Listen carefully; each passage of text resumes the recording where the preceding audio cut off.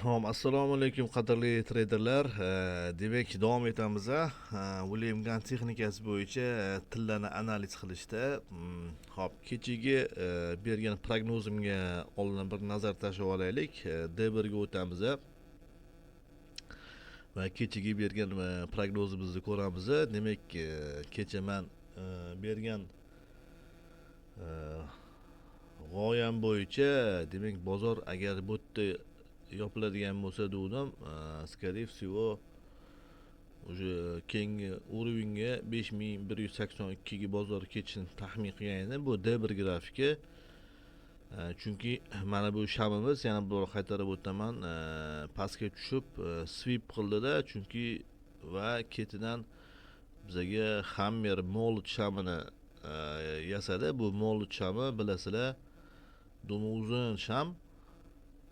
Tepadagi soyachasi bo'lishi shart yoki shart emasligi farqi yo'q. Uni ketidan keyin agar bunaqa buqa, ya'ni bichi sham shakllanadigan bo'lsa, u katta ehtimol bilan bu bozor tepaga ketishini bildiradigan sham.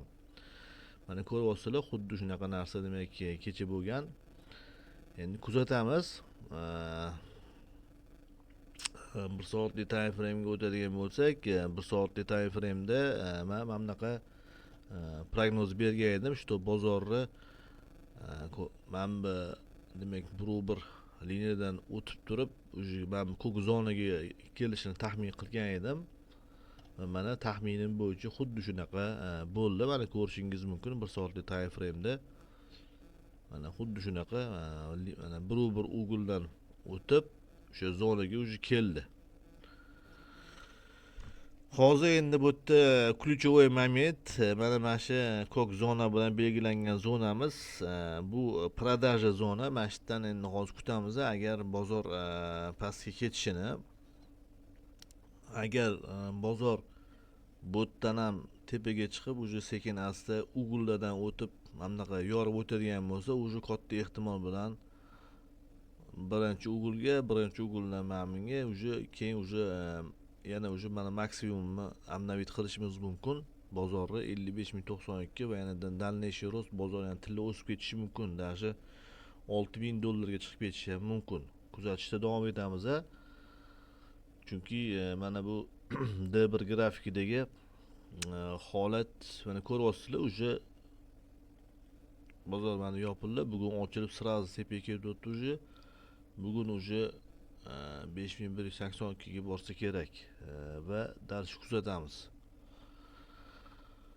Hop, endi ko'ryapsizlar, William Gann texnikasi bo'yicha уже yaxshi kuzatuvchilar soni ko'payyapti.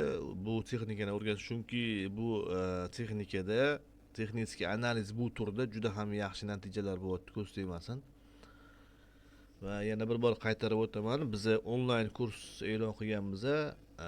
GS Invest jamoasidan 5 tagacha o'quvchi qabul qilamiz.